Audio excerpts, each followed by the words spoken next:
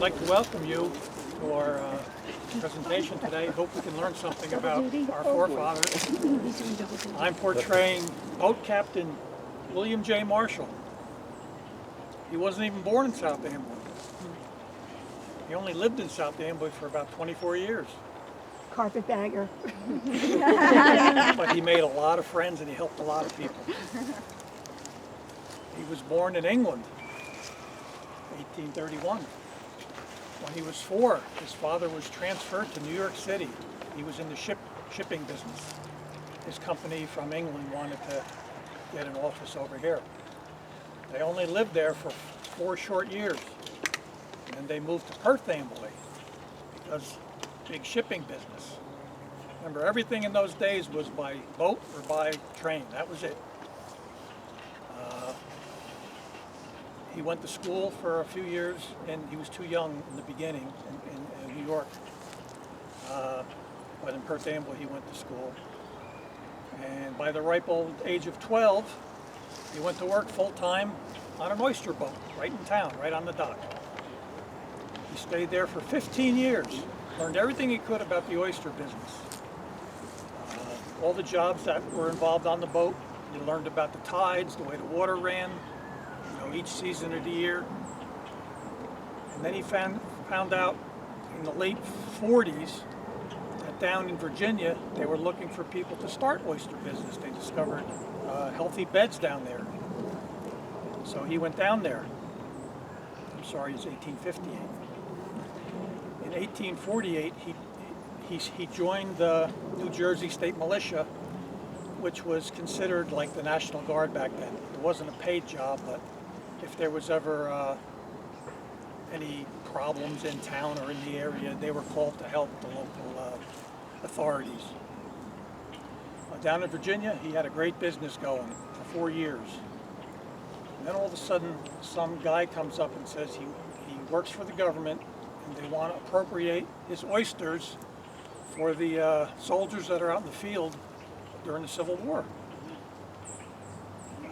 I told him he'd be back in about 4 or 5 days with a whole crew, and he would be paid handsomely for his donations. Little did he know he was taken. The guy came back the next day, cleaned them out.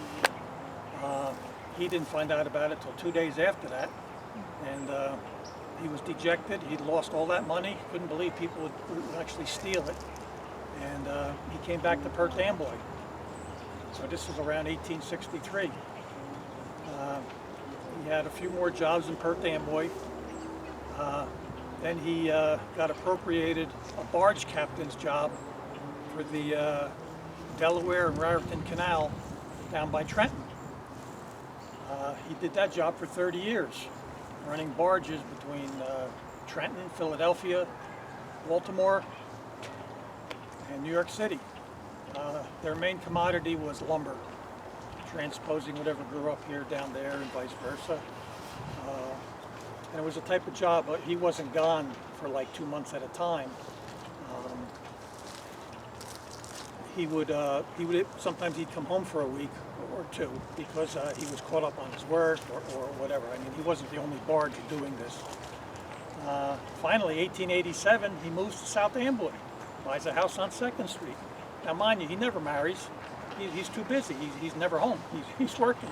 He's out on a boat. When he is home, though, one thing he likes to do is on Sundays, he would go to church, and he'd walk down Broadway and introduce himself to everyone, anyone and everyone. And good old Dr. Albright suggested that he get this because he had boat legs. He would walk crooked for being on the boat for so many years. He does that job till turn of the century. And he retires at the age of 68. He gets married for the first time a year later. He's 69, his wife is 67.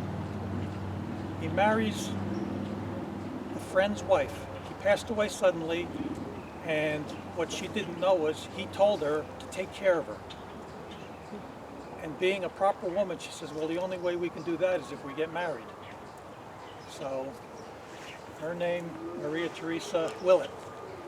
Her children are buried right there. And less than a year and a half later, William Marshall passes away, and he's buried right here with his wife. And the Reverend Pierce from Christ Church took care of the proceedings for the funeral. Right before that, they sold his house on 2nd Street, and he lived on George Street with her son, and they were all grown children with families. And then the Stillwell and Mason Company took care of the burial right here at Christ Church. And one more thing about Mr. Marshall, he was a chancellor for the Knights of Pythias, and that was an organization who helped people who were down on their luck. You got to remember, in those days, people got hurt at work. There wasn't a lot of safety things broke. People got hurt riding horses, riding bicycles. I mean, if you broke your arm or leg, you were out for quite a while. And that's how he got to meet everyone. And that's about it for Mr. William Marshall. Thank you. Thank you.